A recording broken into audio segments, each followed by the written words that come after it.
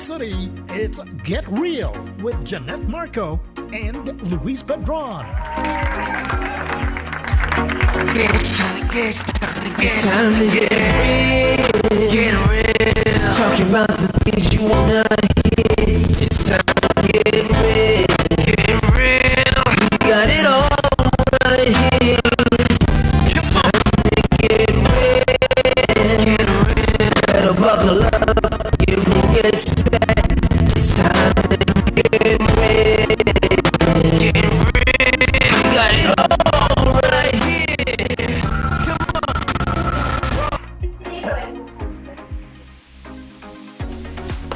Jeanette in the house! Oh, there she is. Go for it. Jeanette, you're on.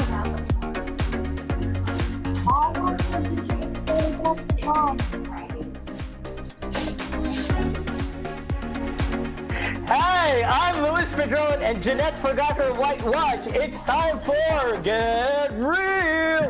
Woo! How do I put Jeanette? I want to hear you. I can't hear you. Is your mic on, Jeanette? Yeah, hang on just a second. I think I'm having some technical issues. Let me just leave. Right. I'm so excited because Jeanette Marco, of course, is in the Philippines, and I am in New York City for the International Film Festival Manhattan. I always want to promote that because it's coming up in November 19 to 22, 2020. We're waiting for Jeanette because she will be introducing some gentleman who owns restaurants here in New York City. But meanwhile, of course, I'll have my three guests as well. But we will have to start our show with the two gentlemen. Ladies and gentlemen, we do have the restaurateur, the owner of Tradisyon, New York. While we're waiting for Jeanette Marco, I guess I can ask him a couple of questions now. Because he owns a restaurant and he has to run right now. And he has customers right now that I can see. Hi, everyone. In the house. Jeanette is in the house. Can I hear ya? Jeanette is not yet in the house. This is a live show, so we have to talk to Joey Chanko of Tradisyon, New York. Jeanette is back. Come on down. Please introduce Joey. I am in the Philippines, guys, so there are a lot of technical issues when it comes to internet. I'm not in New York, so welcome to our Tuesday morning show here in the Philippines, but evening show in New York. How's everybody? Pretty good. Good. New York. All good. I'm from New York. Ayan. And in the house right now, of course, is a restaurateur, used to be with the Department of Tourism, a very good friend of ours, of course, let us all welcome Mr. Joey Chanko of Tradisyon. Woo! Tradisyon, New York. Hi, everyone. Ayan. Hello, Joey. How are you? I'm good. I'm still actually here at the restaurant right now. So we're open till 9. Of course, it's at past 8. So All right, still cool. working out. Wonderful. Joey, how is Tradisyon conceptualized? How did it became Tradisyon? I know you from concert activities and events, and then suddenly there goes Tradisyon. I know. It's always been a passion of me for food. And then one time with friends, and I was out of work that time too. And then we tried to look for Filipino food for delivery at like lunchtime. So we were craving for Filipino food, but we live in Manhattan. So everything's closed until 5 o'clock. So it's like, oh my gosh, there's no Filipino food to order. It's like, why? Why hasn't anyone think of this? So it started with an idea. And then one of my partner who's a chef, he's been a chef here in New York for almost 11 years. And then we just started conceptualizing this. Started from catering, from events, and then here we are in Tradisyon in Hell's Kitchen in the West Side. I think Tradisyon in Hell's Kitchen is the first Filipino restaurant in that area. There used to be probably 30 years. We got interviewed by Eater, and then they said, the writers, Tsismis, said that's there has been a restaurant probably 10 or 20, 30 years. That's what he said, but I'm not familiar with the Ago. area. Right. And Oh yeah, what I think is that's the called food- Barrio Fiesta. I remember in the 80s. Long time ago, yeah. It's in the called 80s. Barrio Fiesta. Nice. Yeah. In the 80s. I'm that Yeah. old. All right. So, what is the food concept of Tradisyon? Is it like Filipino street food, or is it fine dining, or what do you guys So offer? our concept was more on the fast casual scenario. That's our platform, and then it's more on Filipino comfort food. So we get the Filipino traditional one, and we put it in a rice bowl. So you have a choice of white rice, brown rice, quinoa, garlic fried rice, and then we have pork adobo as your protein, pork, squid, chicken in a sal, all put in a bowl. And then, of course, we put the garnishes. Like everyone says now, everything has to be Instagrammable for photos before you eat them. So, but of course, we Right. blend the flavors to balance out everything. So if you order lechon kawale, it's dry, we put a side of gravy, side of bok choy, and the garlic fried rice. So it just balance out all the flavor. So it's pretty hefty also because it's comfort food. I've tried that. I've tried a couple of food during my first and last visit when I went back to New York, Louise. So there is something that is really unique out there, which is their calamansi sorbetes. It is so good. Sobrang Yeah. Oh sarap. wow. Is that it? So We're showing that's a on the dessert right now. photos. Yeah. Oh wow. Yeah, that's the Oh, perfect calamansi timing. meringue popsicle and the frozen taho popsicle. Yeah, the frozen taho is just like mind blowing. Like, okay, I'm eating, taho in a popsicle form, but it's really good.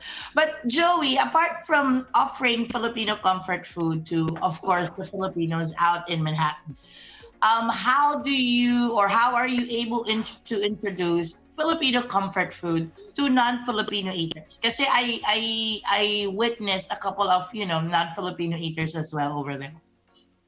So of course, introducing Filipino food might be tricky in some parts, but that's why we made it more on a fast casual to go. So you pick the bowl, and then of course you choose what's inside it. It's more like in the pandemic, more people are choosing on what they put in their food. And us telling them that pork, chicken, and stuff, that's what they only know. But we enhance it in a way that, oh, wow, this is more Filipino food. There's more flavor in it. We use soy and vinegar. We explain it before we give it to them. It's all brand new for them. So that's why it's a very fast casual setting. So they come, they go, they try it out, and then just more comments on us. So there's Jeanette, can I ask a question? personal part, no? Sure. Jeanette, I'm gonna ask a question. So Sige. with the bowls, right? What I remember with bowls are the poki poki right now, the Hawaiian poki poki, and Mongolian barbecue, and keto diet. So would you mind talking about those three items that I mentioned? Joey? Oh, Joey did not hear my question. Oh, Or he got sorry. stuck. Yeah. Okay, so I mean, Yeah, of those course, three the bowls. Bowls, Mongolian barbecue, poki poki, and keto diet. I haven't heard of the keto diet, but the poki poki bowl, it's like similar to us. The bowls Yes. are, well, I mean, it's more on the fast casual. So the poki bowl, rice, and the poki and the salmon, or if you take tuna on it. It's similar to us, but it has the protein of Filipino food. So we have Right. chicken adobo, and then there's an adobo. egg, and then there is like cilantro or scallions and garlic. So we Yeah. garnish that on the side. The reason why So, I and mentioned then- keto is that diet is high protein. Oh, and then some of our customers actually order lechon kawale, and then no rice, or they just put a little bit of the quinoa, Right. or they add more bok choy. We have bok choy on the side. And what's a common one is chicken in a sal, and they just add more veggies on it. So the keto one, and some of them doesn't even have rice. So Yeah. So your absolutely. diners are able to create their own bowls, and Well, they can modify it, customize it. Of course, there is the base. And then if they don't like the cilantro, they don't like the crispy garlic, they don't like scallion or onions, we take it out. Are we able to see Joey behind the grills or cooking or frontline ka? Well, I'm in front of the house. Yeah. Oh, okay. Frontliner. He's the face Before of everything Tradisyon. goes out, I have to check them. So that's me. So Joey, before being a part of the Department of Tourism, promoting, local places in the Philippines, tourism, touristic places there, Yeah. did it help you on how to actually promote now Filipino food, traditional Filipino Definitely. food? Yeah, definitely. Because my jurisdiction, I'm in the New York office. So our whole jurisdiction is from the whole East Coast through Northeast Canada. So we've been going out to promote the Philippines and introducing Filipino food. So it is something that we find out what they like, what they don't like, and what people like to eat. If it's good, is it chicken? Is it more on the fish side? So when we present it in like 200, 300 people in a conference, after our presentation, we feed them Filipino food. So at least they get a taste of the Filipino food. Joey, social media. Social media is so prevalent right now, and I have seen Tradisyon in every Filipino social media account. So how's it going? Is it just word of mouth? Are you guys aggressive with social media posting, or everyone's just finding you just because? Give me 1 second. Sure. Just because Joey has a question. Maggie! Yeah. So Jeanette, while we're waiting, shall we dance? Entertain them. Yeah. Joey's going to be back in any second now. No, I'm back. So There he is. it's word of mouth. I don't just understand been word it. of mouth? Just like since Wow. March, Instagram, we got introduced by the popular publications, Eater, Yelp, and suddenly the pop-up of New York Filipino restaurant just came out here. And of course, the feedback of the people of New York, New York area was amazing, very supportive. We've been talking about Filipino food, the next best thing for a long time. Now it's Right. the best thing, I guess. This is Wow, the it's time. the best So, thing. Joey, where Yeah. can they find you? What's your street address? Instagram, Facebook. we are on, we're Yeah. on Instagram. We're on Facebook. No Snapchat, but Your again, we address, have our the street website address. too. You can order directly through our website. If you want to order delivery, we're all on the delivery apps. Of course, Uber we're Eats. very active on Instagram and Facebook, so you can search us there. And But So the address Joey- is where you In are located. closing, where you Jeanette. are located. Yes, location. I am in Hell's Kitchen in Manhattan. So The street address. We are on 790 9th Avenue between 52nd and 53rd. Perfect. Ayan, Come Joey, visit us. before- We're gonna have winter menu soon, and then Oh, brunch hi. also on the weekends. Before I let you go, Joey, just like what I asked from all of our guests, if you were a Filipino dish that you were serving, what are you? Lechon kawale, Ayan. Bakit? Why? crunchy on the outside, soft on the inside. Oh, Very tasty. And if you mix everything, I balance out. Ayan. So, Joey, Jeanette. Oh, Jeanette. Joey, I think Jeanette got stuck. If I were to say I was lechon kawale, I would have said I'm high in fats. In fact, okay. anyway, That's Joey, a good any one. last words? Invite everybody who's watching from New York, please. Please come Tradisyon, New visit York. us. Thank you so much. I'll see There you it guys. is. It's on 9th Avenue between 52nd and 53rd, Tradisyon, New York. Thank you, Joey Chanko. Thank you. There Thank you you. go, Joey, in the I'll house. visit you I'll guys. see you there. Hope to see Okay, you bye, soon, thank and you. good luck. Good luck in your business. Good luck Yay! to all of your partners. Salamat. Jeanette. Yeah. Our next guest is in a beach, drinking his mojito. Yeah, he's drinking his mojito right now.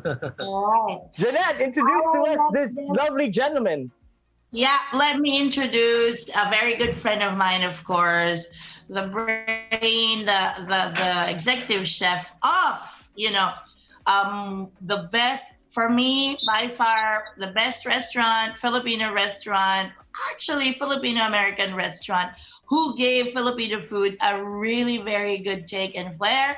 Of course, the executive chef of Tsismis. Ang gaganda ng mga Tsismis. pangalan nila. Chef Tsismis Cafe, New York. Hi, Jappy. good evening, everyone. I'm Chef Jappy of Tsismis NYC here in New York City. And it's an honor to be here. So awesome to see you again, Janet, Luis. Long time no see. Joey, I so nice. know. How's everything, Chef? During the lockdown, months and months after, at a 25% seating capacity right now, how is Tsismis being positioned in New York? Well, I mean, if you look at things from a different perspective, things are definitely moving forward.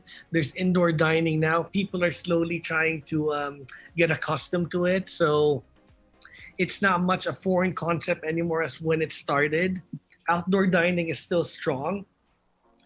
And the most important thing is people want to come out again, enjoy the food, and just be part of the community. So that's what we're most thankful for, is that everyone has their place to hang out again and eat their favorite dishes and just, chill and have a normal experience like what we had pre-quarantine days.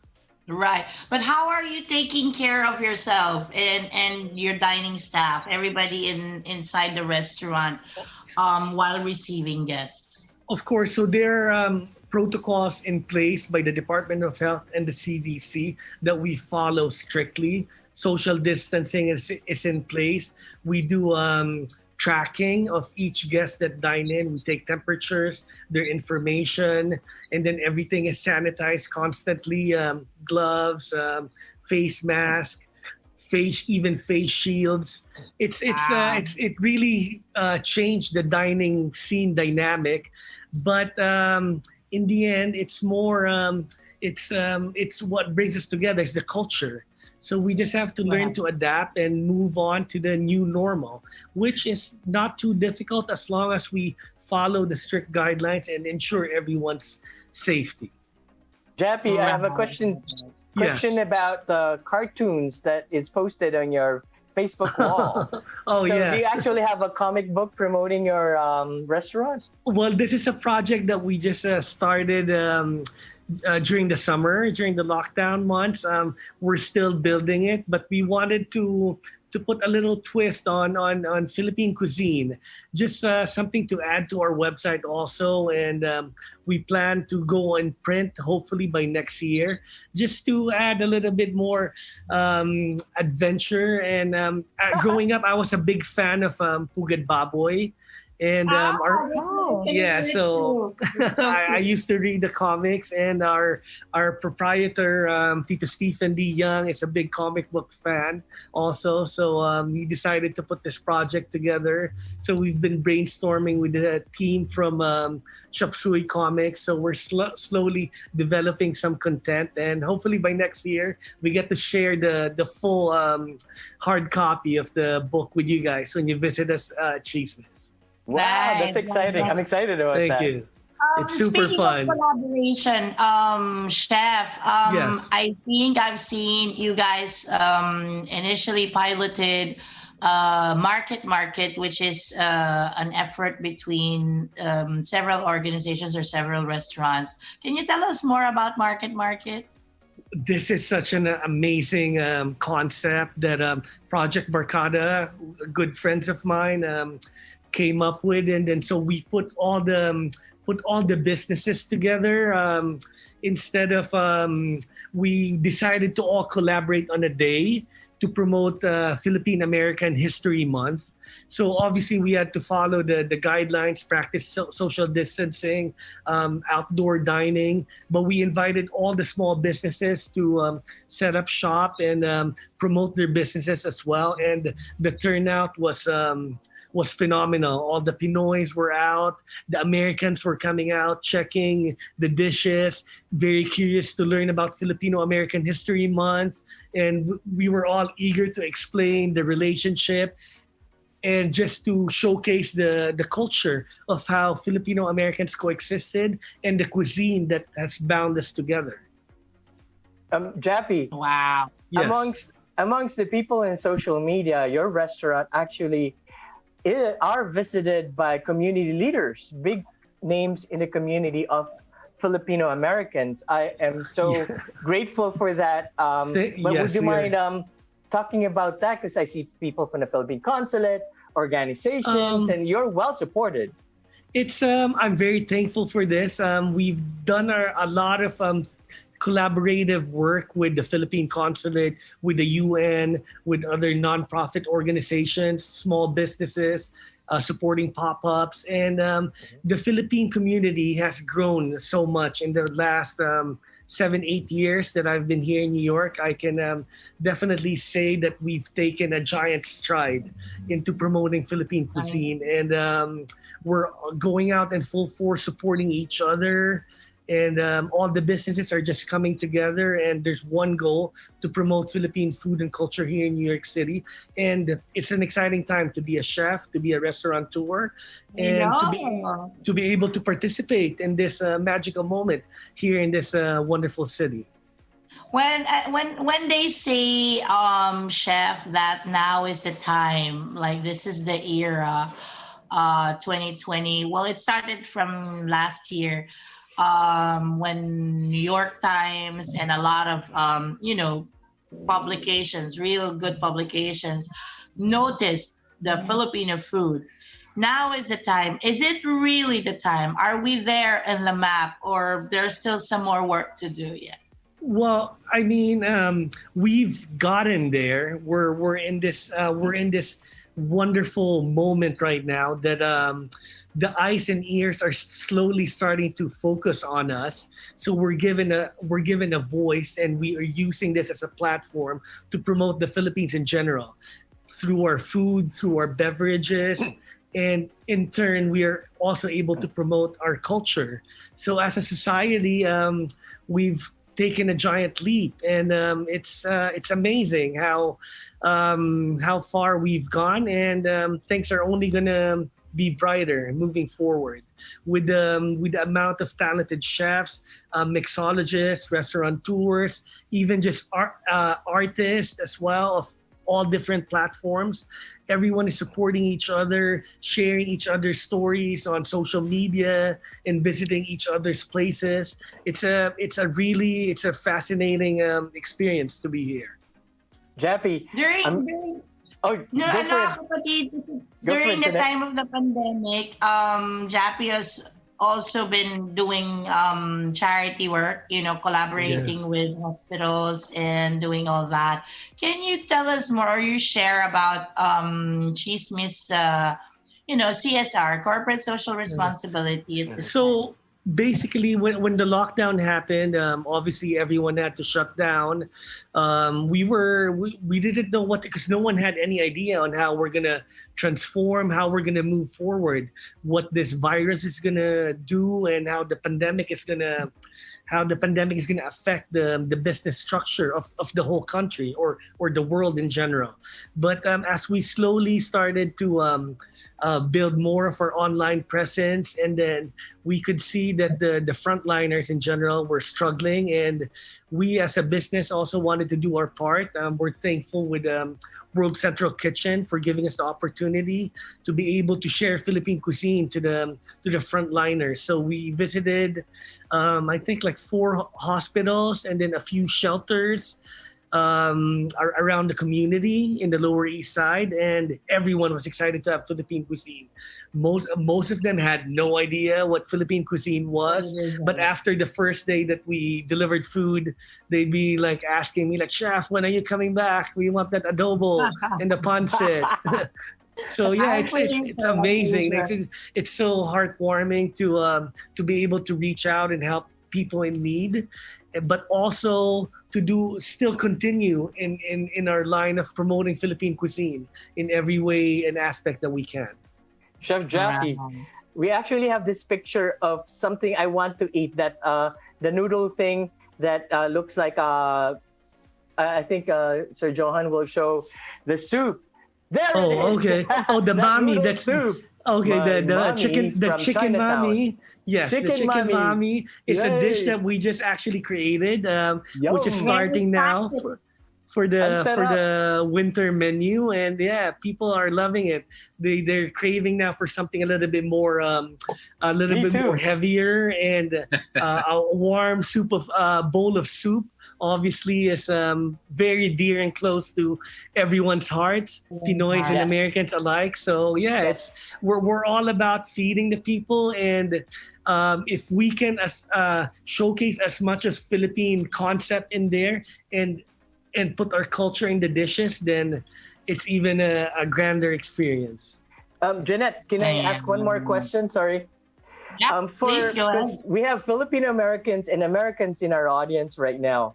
If you were to explain what Filipino cuisine is, since we were under different countries prior to all of this, can you explain what is Filipino cuisine? Yeah. Wow. The influences, I guess. Yeah, the Philippine cuisine is very broad in general. We were colonized by Spain for 369 years to be precise, and then so that definitely played a big part in our cooking, in our diet, like the adobo as we know it. It used to be it's a dish, adobado. It's a dish cooked in red wine. So that's the original Spanish concept. But as colonization went away, it became a Philippine version. We have no access to wine, so the acidity came in the form of vinegar, which we are masters of. Obviously, we since we are in Southeast Asia, so we're very close to China. China being the one of the biggest and richest countries in the region. So we always, even pre-colonial times, Philippines always did a lot of barter and trading with them. So then came the soy sauce and the noodles and the dumplings that we so love. Binondo Chinatown is phenomenal. If you guys ever visit the Philippines, it's a must to go there and eat. The dishes are really good. And obviously, during the war, United States came and helped us defeat the Japanese. So, and they put a naval base in Subic. So there's they were controlling the government also. So American government also played a very strong part in our culture. Then we learned about spaghetti. We learned about cheeseburgers, pizza. Spaghetti is a hot dog. Yeah, the hot dog. So, you go to Jollibee, there's the fried chicken, there's the sweet spaghetti, there's the pies, the peach mango pies. So we owe this to our American influence. And don't forget the Pinoy favorite for breakfast, spam, which everyone loves. So yeah, it's a mixture of all these influences, but the current generation also of chefs now and restaurateurs who had the opportunity to train in the West, in America or in Europe, also honed in on different skills, new techniques, and then brought it back into their respective places and showcased it in Philippine cuisine. So what we're getting now is an elevated Philippine cuisine, which is getting a worldwide attention. Right. Worldwide attention, Luis. Yes. Ayan, just like you are getting worldwide attention. We'll talk about that later. Jeanette, kailan tayo babalik? We need to go to Jappy's Tsismis. Well, we are waiting for you guys to come back. I'm back from my You need trip to be back. From the Well, Philippines. I'll be back sooner because I need to eat that mommy. Please, What do you yeah, call it's that? waiting for you, Luis. Anytime. I'm gonna need that too. So, as a chef, Jappy, I Yes. know, you be doing a lot of stuff. Pero I want to ask you, just like what I'm asking all my guests, if you were a Filipino food, what would be Chef Jaffy? Wow. Okay, that's difficult. I love a lot of dishes, but I would say if I were a Philippine dish, I would be tapsilog. It's what I eat the most all the time. It's something that you can have for breakfast, lunch, merienda, dinner.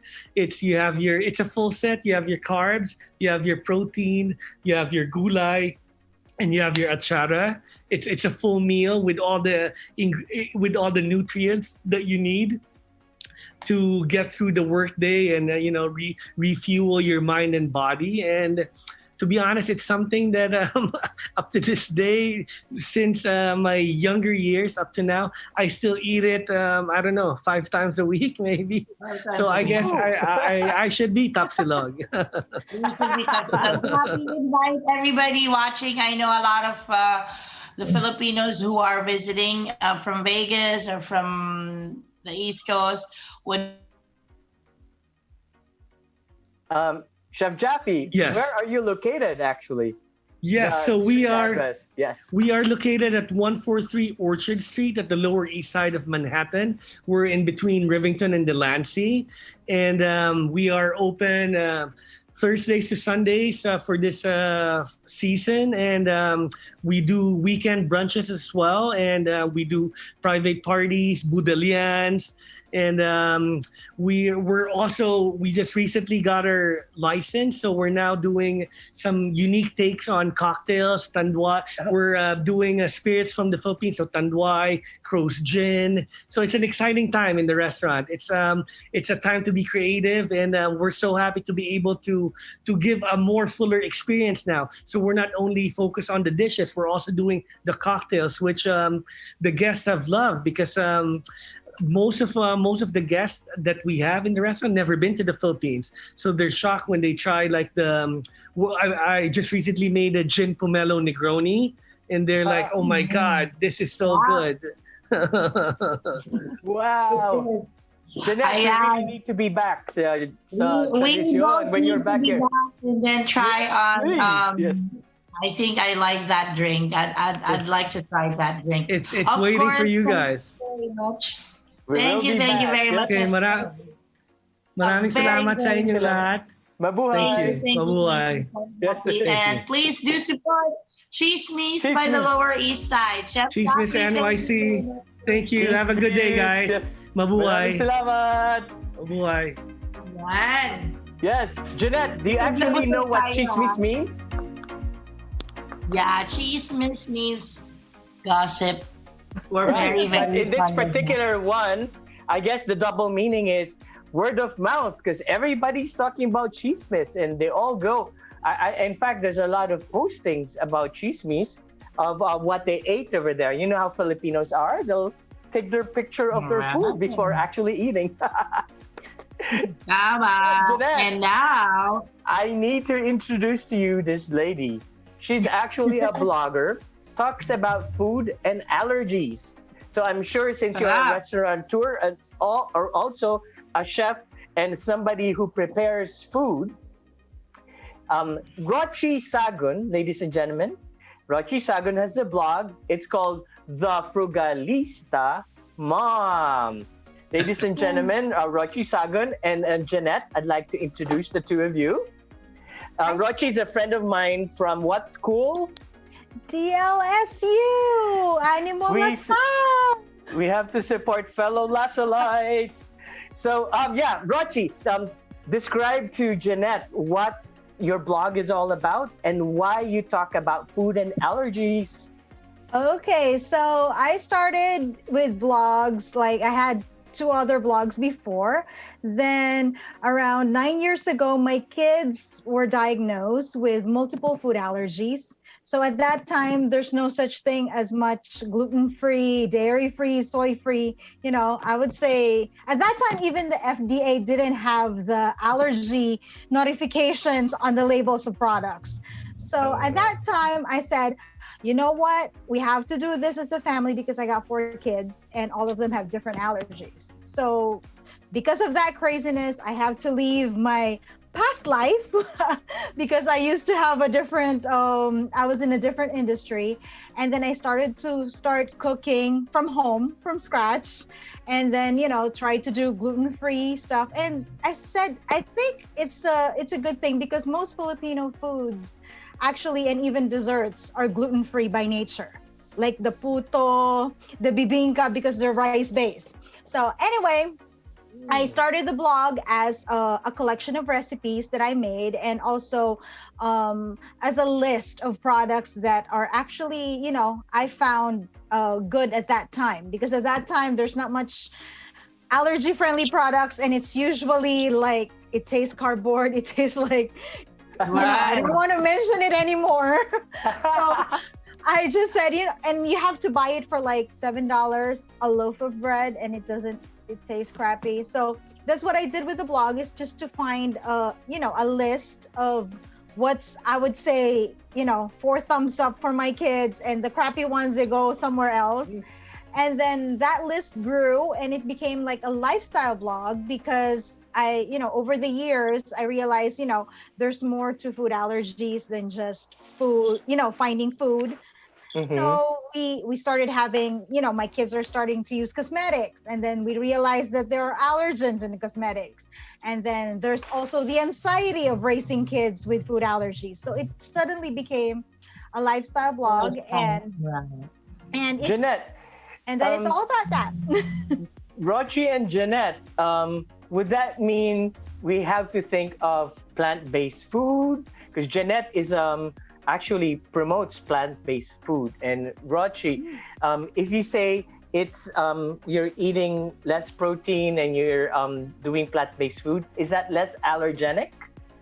Well, not really, because number one, peanuts is the number 1 allergen here in the US. So it is actually plant-based. And same thing with soy. Actually, our family we don't have soy sauce in the house because 2 of my kids are highly allergic to soy. Can you imagine that, Filipinos without soy sauce? Oh my God. I cannot even eat without soy sauce or patis, whatever dish is it. Yeah, so that's fun. The thing.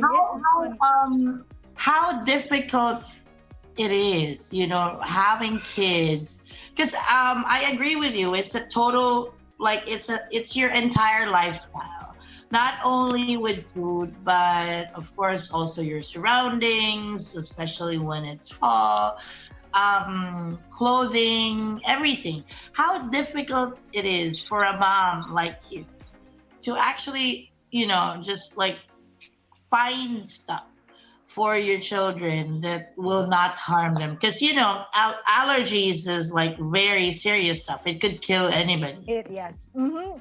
Yep. We have actually, I always have EpiPen or epinephrine in my bag, even if my kids are not with me, because I'm so used to it.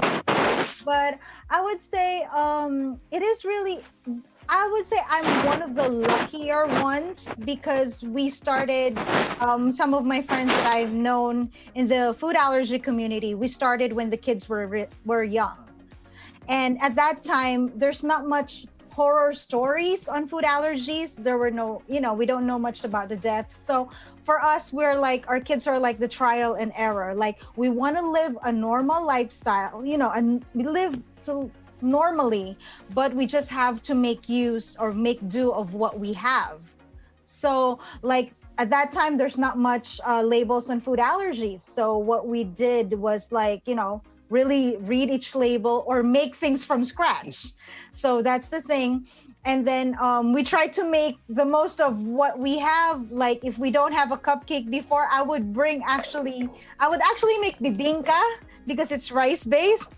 and then put like a powdered sugar on top so it looks like a muffin, and put it like in a nicer mold. So Right. it's, to make the most out of it, because there's no cupcakes. Can you imagine like 3 years old going to a party and they can't have the cupcakes, right? Oh no. That's heartbreaking. Huh? Yeah, but as they grow up, because my kids, when we found out about their food allergies, they're already like 1, 3, 5, and 7. So they were able to taste those food that they are allergic to.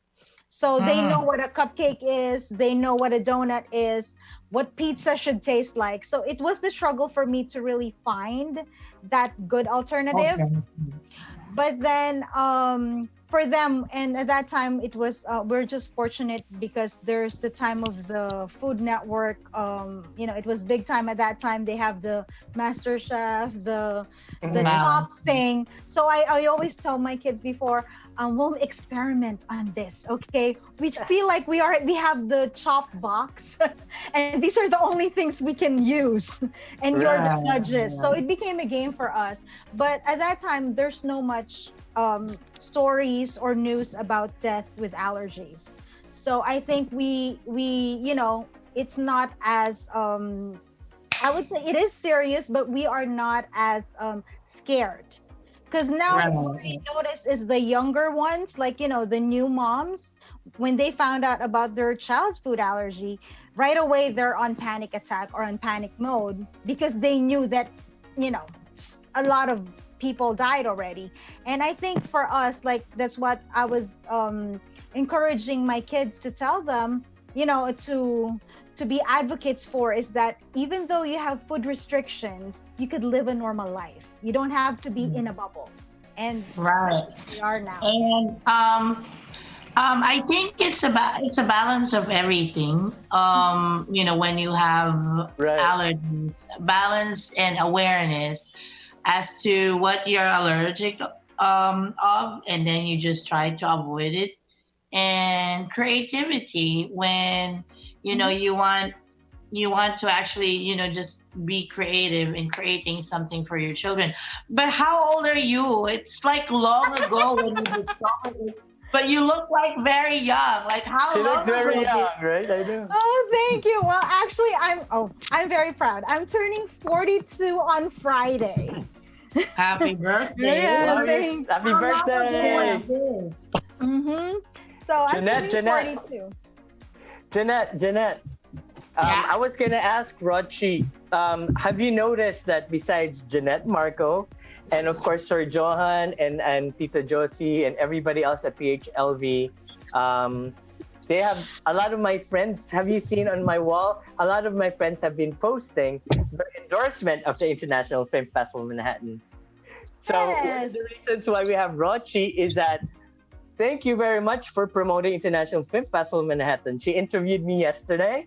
We have a poster of the interview yesterday, and you can find it on YouTube. Yes, it's already. yeah, on dude. YouTube. Do talk about our experience yesterday when we were talking about food, allergies, and of course, the International Film Festival Manhattan. Talk about your vlogging online on YouTube, because you do Facebook Live, YouTube Live as well. Yes. Because I've been a blogger for, I would say, yes, I just mentioned over 8 years, so almost 9 years. So I'm always behind the scenes, I would say, because I'm a writer. But then actually a big part of me is already There it been is. There's the poster. acting. There you go. So Thank you for your anyway, support. Yes. anytime. So anyway, this year during the pandemic, I was like, most of my events were canceled, like as a speaker, as a PR person. So my friend told me, you know what, can we do something like a live event? Because I know, like, as a blogger, I always get like direct messages, emails, questions. And I said, you know what, it's the same questions over and over again. So might as well do one video that answers the question. And then, if it's a live event, they could actually ask questions during the live. So I actually named it Getting Candid with Rochie. because we start it's live, it's unedited, so you can ask questions during the show, and then eventually I post it There it is. on YouTube. So just like yesterday, we just talked, Luis and I just talked about allergies, but anything under the sun. And the film festival. You asked me And of everything course, about the different programs. Yes, because you know what? It's a good time to binge watch. So I told him, like, you know what, Luis, let's go push this for binge watching. And she put all our website, iffmnyc.com, like this big. And we started talking about the film festival. By the way, lastly, Rochie, what is the school that binds us together? De La Salle University, or La Salle. GLSU. La I Salle. actually did not go to De La Salle, but I went to La Salle Green Hills, grade school and high school. Yes. Mhm. Animal La Salle. Did you sing that French song before? Because La Salle actually was from Rim's Friends. I know, but I heard the song, but I can't. We should memorize that. Oh no, à toi, glorieux de La Salle. Remember? No, they have a Visaya version. Have you heard that? Of that one? No. No, they made one, but it's one whole song, but it's in different dialects, like per sentence. Really? Oh, So you should anyways, hear that.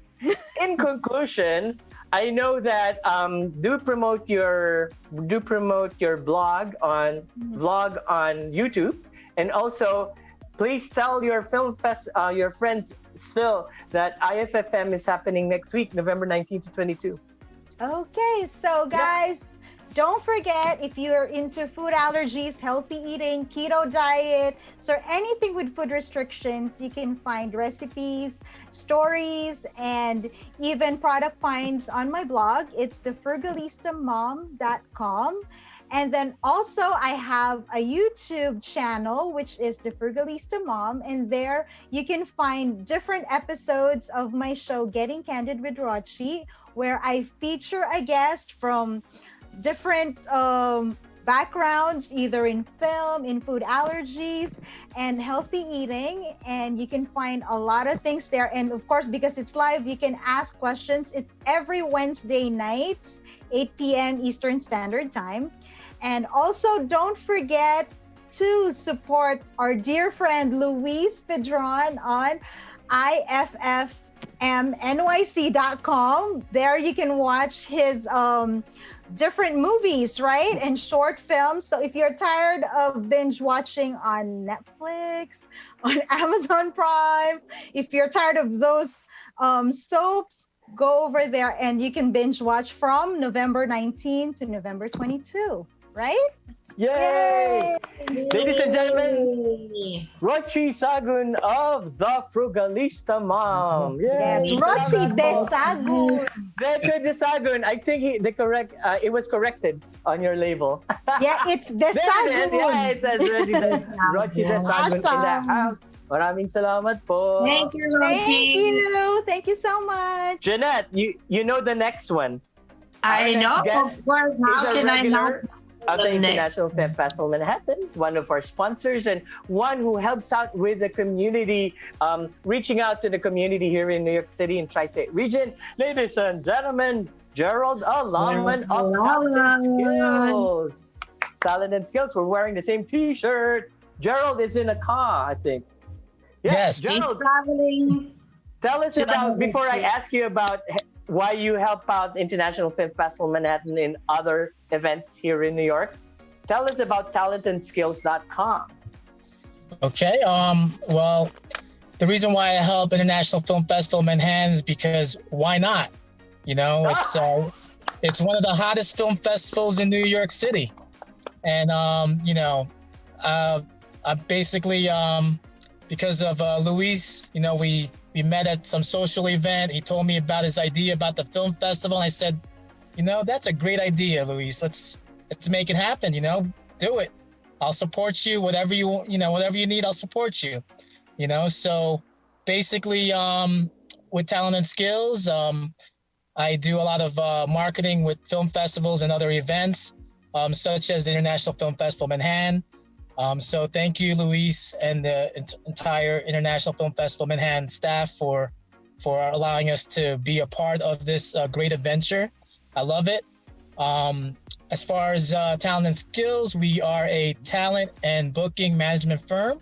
We basically book actors, singers, models, dancers, comedians, and other types of talents. We connect them with filmmakers, fashion designers, producers, event planners, and other professionals. And we also host, sponsor, promote events, film festivals, fashion shows, charity events, you name it, we do it.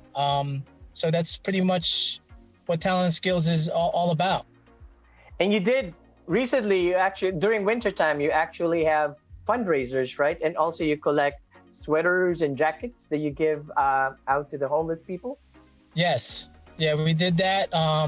We try to pick different organizations to contribute. It depends on what's happening in the world.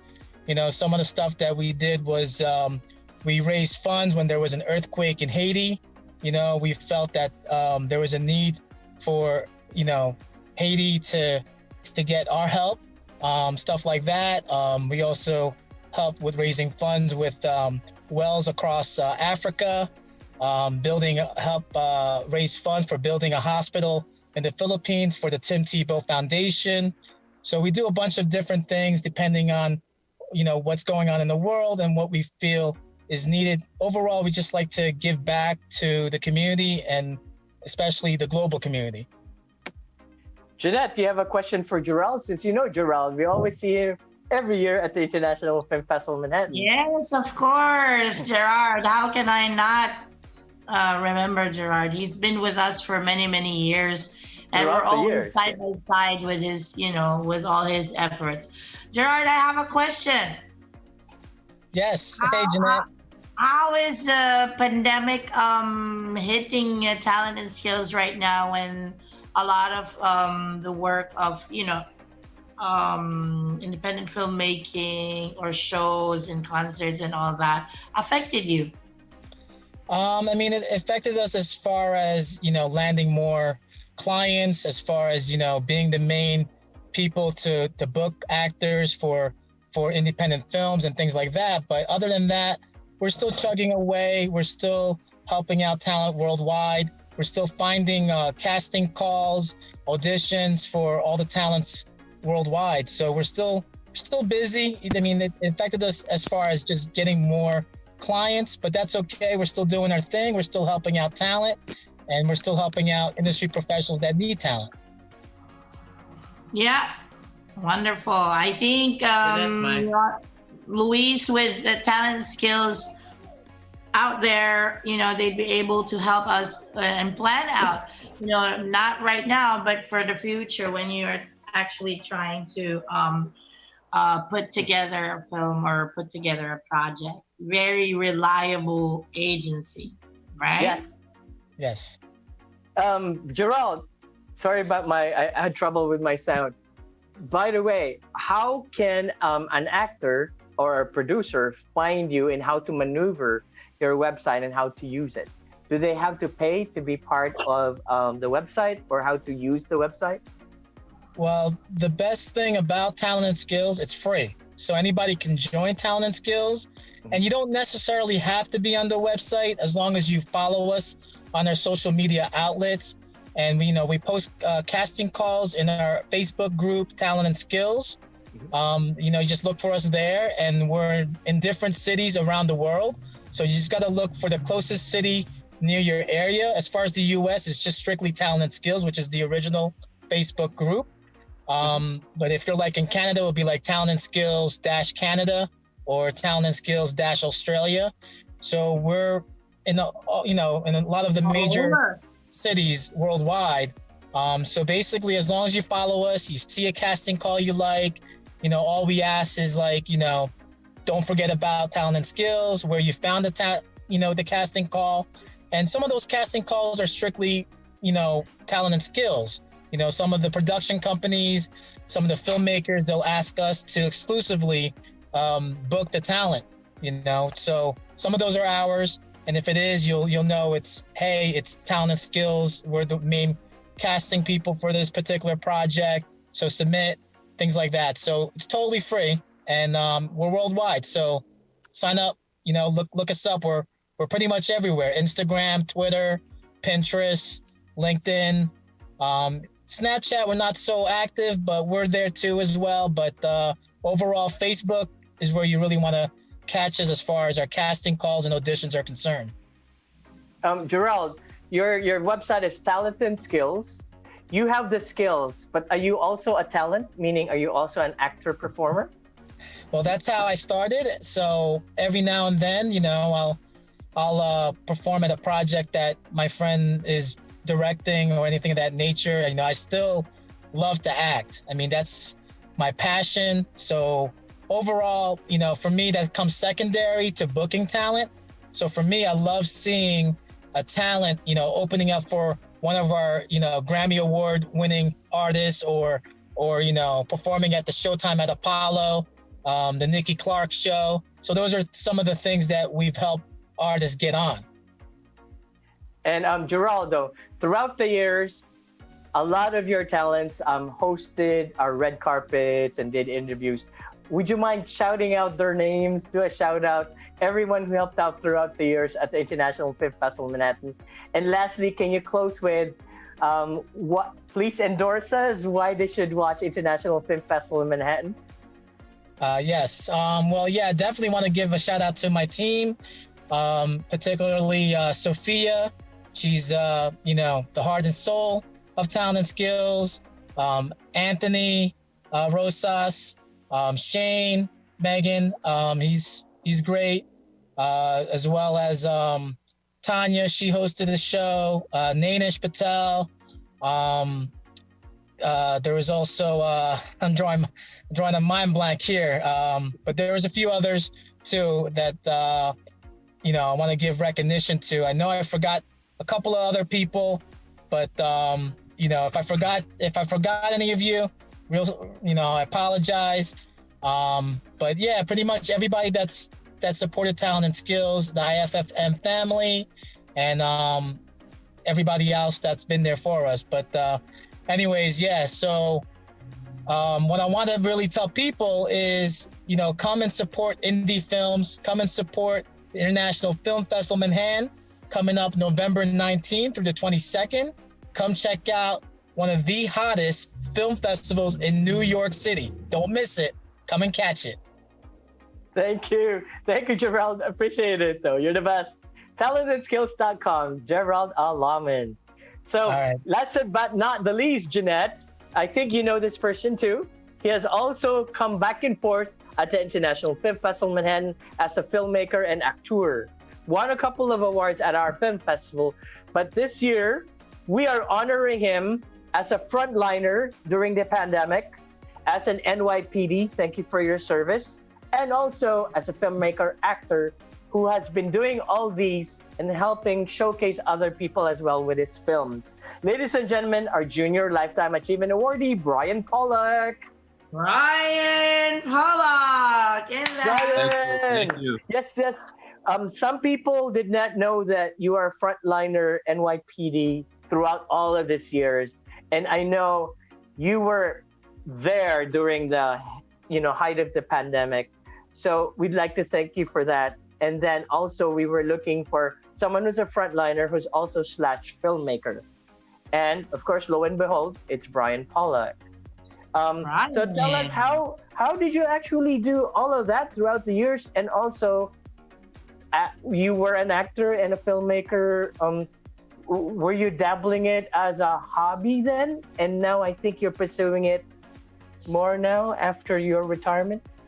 Right. Well, first, I just want to thank you. Thank you for letting us come on the show.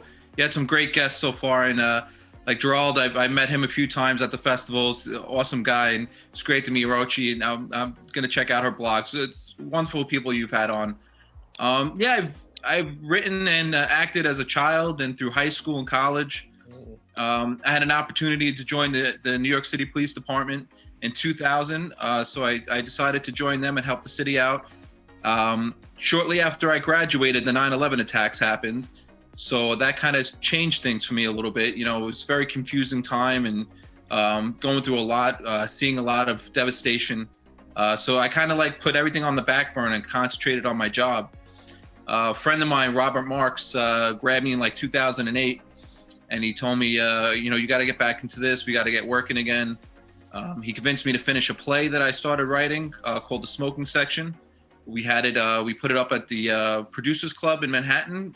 Sold out 5 shows.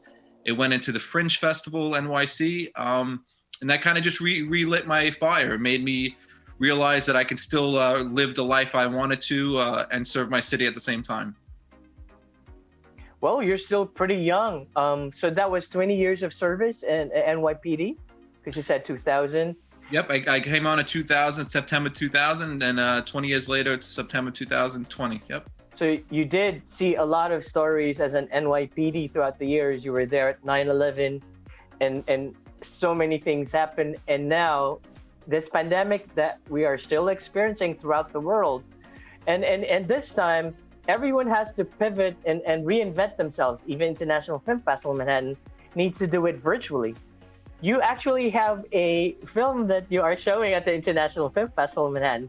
Would you mind talking about it? Yes, absolutely. We have a short film. It's actually a part of that play I just mentioned about. It's called Dating Blind. It's quick synopsis. It's about a absent-minded waiter who kind of messes things up in the restaurant for the guests. And we have a gentleman coming in thinking he's on a blind date to meet somebody to bond with, and it winds up being a little bit more than he expected. So our slapstick waiter, I don't know if you heard of this gentleman, a great actor called Pedron. He tries to help out the gentleman on his date, and he kind of ruins it and messes it up in a very comedic way. We think it's very funny. We hope you guys enjoy it. Louis, I'm not just saying this because obviously I'm a guest on your show, but you are honestly an amazingly talented person, and you should be in a lot more films. Thank you. We're actually showing it in the comedic section of the International Film Festival Manhattan, short films comedy, and we will be showing it in front of the awards night ceremony. If you bought those tickets, you will be able to watch it. You have 2 chances of watching Brian Pollock's film. Who would think that? Would you ever dream of, at a young age, you'll receive a Lifetime Achievement Award? No, you're making me feel older with it. I'm 42, so I'm a little bit older than Rochie. I'm 44, so. That's why we put junior. I think the minute you announced the award, the gray on my beard started growing out a little bit more. So it actually did in the picture. There's a little bit. Yeah, who is that guy? Is that me? That's why we put junior, so it doesn't look like you're 65 years old. But it's anyway, an honor, Louis. It really is. I appreciate it, and to be able to reflect that it all started, my first film that I made got into the International Film Festival Manhattan, and seeing the amount of actors and filmmakers there and the support that you and your staff showed, you really helped grow filmmakers, and that was, I want to say 2011, 2012. It was a long time ago, and I just started from there and started growing. Talking about growing. For Brian, Luis. Sure, go for it, Jeanette. Brian, I think you were there when 2 of my guests were interviewed. I want to ask, if you were a dish, what would you be? Oh, wow. So I was listening to some of the menus. I'm going to be honest with you. I'm one of these people that have never tried a Filipino dish. I am planning to visit the country very soon, so I'm hoping you guys could help me choose some. But he mentioned there's something with spaghetti, so I'll try the spaghetti with sweet sauce. Maybe that's me. Wow. Yes. We have to meet up. My wife will say I'm a hot dog, but I'll go with the spaghetti. We'll visit those 2 restaurants, Brian. Absolutely. Before we forget, Brian is also an actor in one of the films at the International Film Festival Manhattan. Would you mind talking about your actually, it's a dramatic romantic role that you're the lead of. So tell us about that particular film directed by Daryl Denner. Yeah, it's a great film. It's called Unspoken. Like you mentioned, it's directed by Daryl Denner. The director of photography is Rodney Reyes. A great staff and a great cast of actors. Francis Lozada, Mariana. We had JT in it. It's basically about a love triangle, a gentleman who's married to his wife, and they have a close friend from college. And There's some romantic minglings that go on that I don't want to give out too much of the film. But it's a very emotional film. It put me in a position as an actor to have to pull from different parts of my life to really feel these different emotions. But I love the experience. I love working with Gherald as he directs his films. And I hope that people enjoy it. It was an exciting time to make it. Jeanette, do you have a question for Brian? I'm still spaghetti, Jeanette. I think Brian is a spaghetti because he's got a hot dog. That's what he said. But thank you very much, Brian. We're looking forward to seeing those two films with you. Thank you. Yeah, I'm looking forward to everybody watching these films, and we look forward to hearing. Obviously, this is virtual. You know, it's always great to see it live, but we appreciate that you guys continued with this festival and decided to still push forward and offer, you know, an audience a chance to see independent filmmakers chasing and pursuing what they love most in life and showing you their passion. Brian and Jeanette, the difference now is we used to be an international film festival in Manhattan, which we invite people. I mean, we're so grateful throughout the years. People from around the world have flown in, but it's limited to those few people. Now we have the audience of anyone around the world who can watch our films. So it's basically win-win for everyone because the filmmakers will find more eyeballs to watch their films. Hopefully we'll get comments. And then also us too. What we did in Jeanette, what we did is we doubled up the programming since it's virtual anyways. So now there's like lots and lots of films and people have congratulated us that we actually have more genres, more different type of variety. And we've done a lot of Q&As already that we're putting in out there online. And Brian, if you don't mind me saying, can you endorse us and tell us about how we do Q&As live and virtually at the International Film Festival? Because some film festivals don't even do Q&As.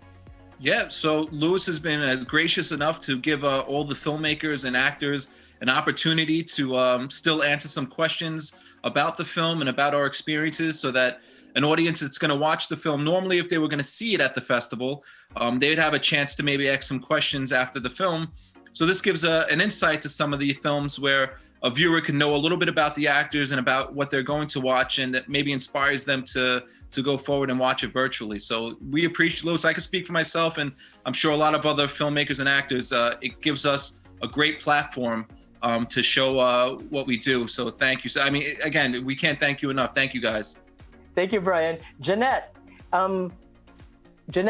Brian, is your wife a chef too? So yes, my wife's, she's not a technical chef. She's an amazing cook and amazing, she works for a company called Pampered Chef. She's actually a senior executive there, and they create dishes with their products and they present them to their customers. So we have a picture bring it to the restaurant with us. And, we gotta meet the wife. We have a picture of your beautiful wife. Her name is Karen Pollock. You guys have a picture of her? There you go. There she is. Where's that beard? I'm gone. We had to put that in because a happy wife is happy life. Yes. So we have to promote her. Thank you. And I do appreciate all of this. Oh, your other connection, because a lot of our topics this time was about food.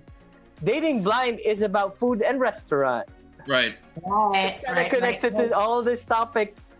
And then all of you, all the three of you that interviewed actually have been heavy supporters of the International Film Festival in Manhattan. See, that's almost like a dish. You brought it all together, all the ingredients of all the skills, and you've created a little dish you call the International Film Festival Manhattan. How you like that? There you go, Louis. Yes. It's almost like a Mongolian barbecue. All in the poke or a dish like this. And we serve it to you in different flavors, right, Jeanette? Are you going to ask Rochie? By the way, no, Brian, before you end your conversation, we forgot to ask Rochie what dish she is. Yes, that's cool. Yeah, what dish are you? And then also, Gherald, what dish are you? Filipino dish, since you're Filipino. Okay, Filipino dish. It's hard. Oh, maybe I'll be a longanisa. Yeah, and sound bites. Why? In a sound bite. Why? Because it is, because they would say, some people would say they have the Italian sausage. You know already what it tastes like. But in the Philippines, it's always a surprise because you don't know what kind of longanisa it is from certain region. So just like me, depends on where I am or what stage I am. I can go crazy. I can be really spicy, garlicky, or salty, right? How about we you, have a Al? spaghetti, a longanisa, an adobo, and a tapsilog. Wow. I'm hungry more like now. I like kielbasa.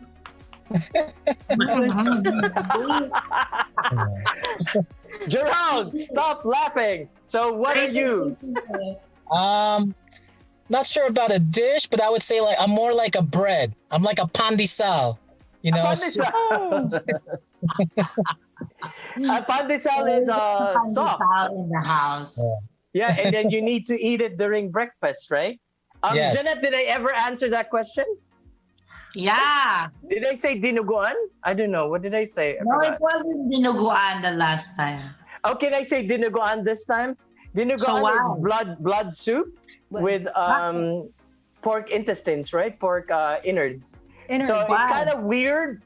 It's kind of dark. It's weird, dark, but yummy. So for sound bites. So Brian, besides spaghetti, what are you? Like anything. So it doesn't have to be Filipino. Anything else besides spaghetti? What was that Italian sausage dish? That sounds good. I'll be that.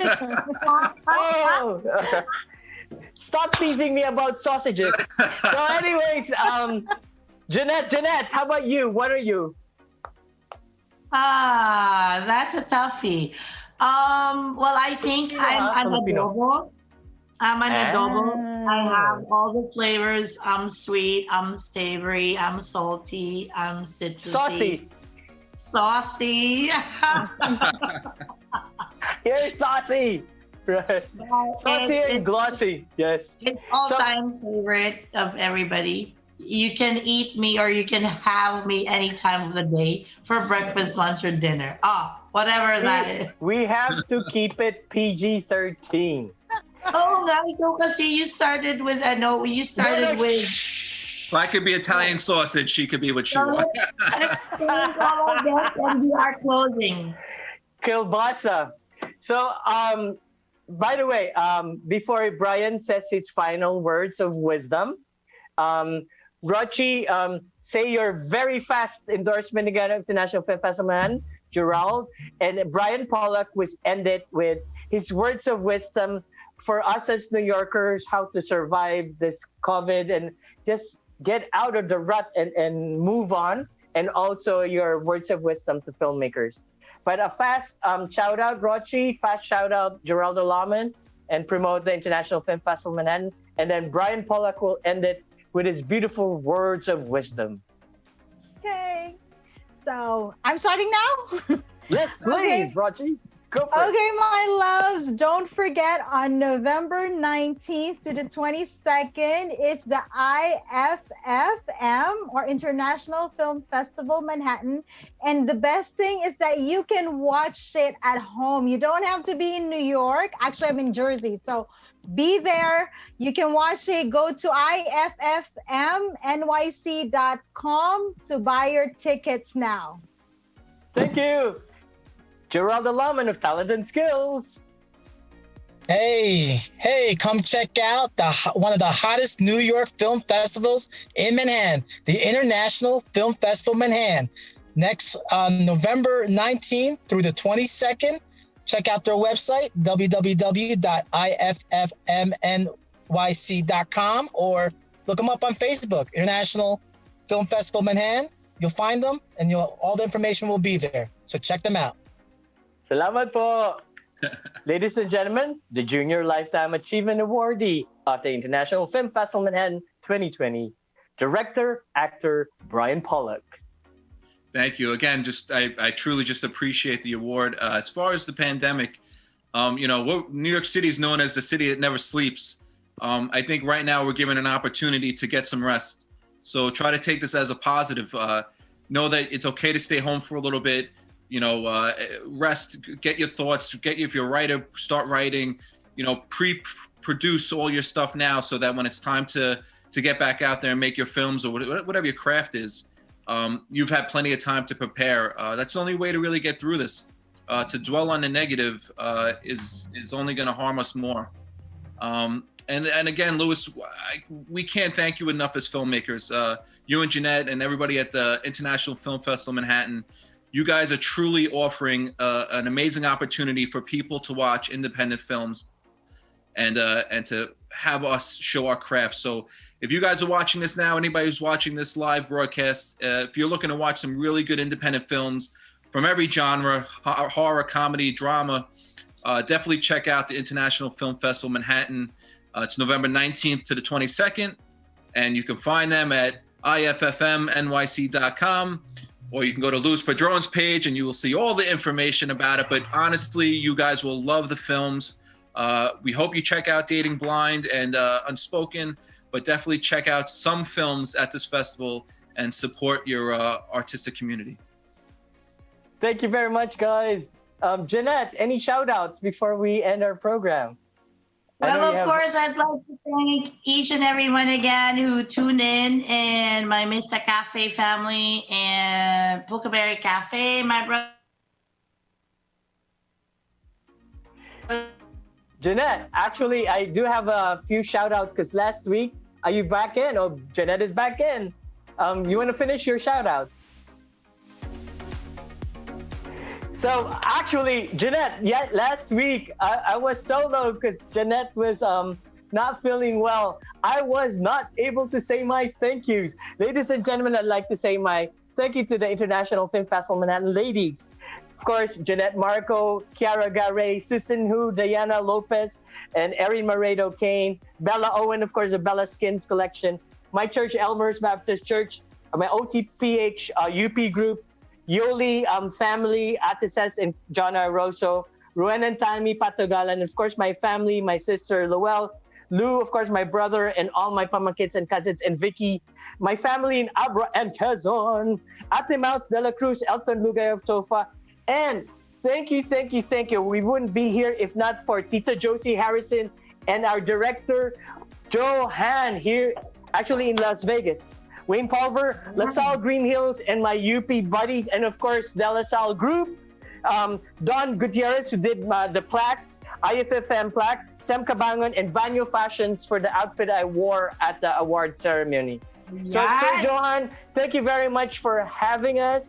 And Jeanette Barco is back. You want to finish your final words? Yes, of course. Just like anything else, thank you, guys. Today is a chance to live life to the fullest, live a life full of love. This is Jeanette Marco signing off from the Philippines. Thank you very much to all of our guests from Tsismis, from Tradisyon, of course, Rochie DeSagun, and we have Gherald, Alaman of Talent and Skills, and Brian Pollock. Thank you very much. Sir Johan, thank you very much for helping us. PHLV Radio. Please support PHLV Radio. See you at the International Film Festival Manhattan, IFFMNYC.com. Yay!